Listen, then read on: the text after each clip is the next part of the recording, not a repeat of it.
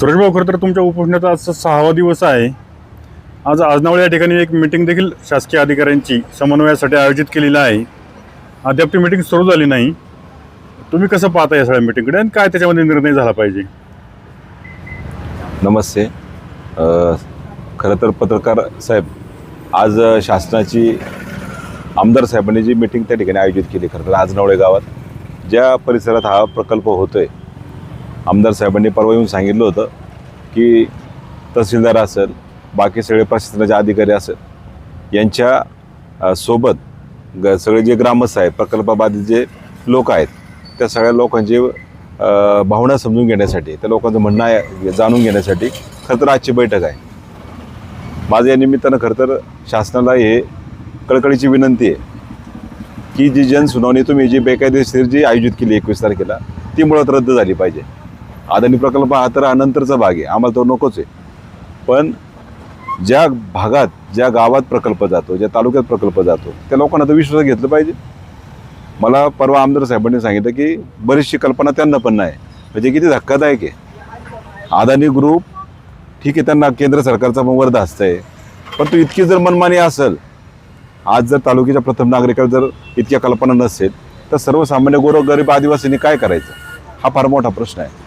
त्याच्यामुळे मला असं वाटतं की जी जनसुनावणी जी आयोजित केली आहे, मुळात तीच आम्हाला नको आहे.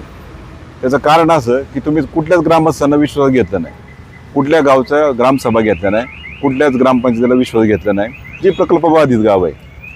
म्हणून असं न करता सगळे जे सर्वेक्षण केलं, जे सर्वे झाले, हे नेमकी कोणाला, लोकांना सगळं अंधारात ठेवले. सगळं खरं तर हे सगळे सर्वे झालेले आहेत. आणि मला असं वाटतं माझं उपोषण सुरू आहे म्हणून शासनाने निर्णय घ्यावा असं माझं म्हणणं नाही. त्या बिचारा आदिवासी बांधवांसाठी घ्यावा अशी माझी कळकळीची विनंती. माझं काही उपोषण अजून 10 दिवस चालू राहील, त्याच्याबद्दल अपवाद नाही. परंतु त्या आदिवासी बांधवांच्या भावना समजून घ्या, त्यांच्या चेहऱ्याकडे बघा. आज ते लोक पश्चिम घाटात राहणारी माणसं आहे, डोंगरात राहणारी माणसं आहे. आज त्यांचं जीवनमान फक्त भात पिकावर अवलंबून आहे. आणि त्या जर तुम्ही जमिनी हिरावून घेणार असेल तर ते आपल्याला मान्य नाही.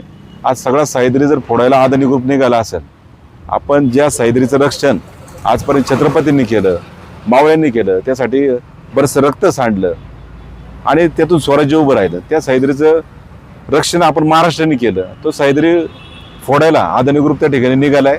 आणि मला असं वाटतं फक्त जुन्नर तालुकाच नाही, शिवजन्मभूमीच नाही, सगळ्या महाराष्ट्राने खतर पेटून उठलं पाहिजे. सह्याद्रीचं रक्षण करणं आपली जबाबदारी, आपल्या पर्यावरणाचं, आपल्या निसर्गाचं रक्षण करणं आपली जबाबदारी. मला या ठिकाणी कळकळीची विनंती राहील महाराष्ट्र शासनाला, केंद्र सरकारला, की तुम्ही वेळीच हे आमचा जुन्नर तालुक्यातील हा जो अदानी प्रकल्प आहे तो तर रद्द झालाच पाहिजे. पण ही जी जनसुनावणी आहे, जी बेकायदेशीर महाराष्ट्र प्रदूषण नियंत्रण मंडळाने त्या ठिकाणी जी लावली आहे, ती रद्द झाली पाहिजे, हे आमचं या ठिकाणी म्हणणं आहे.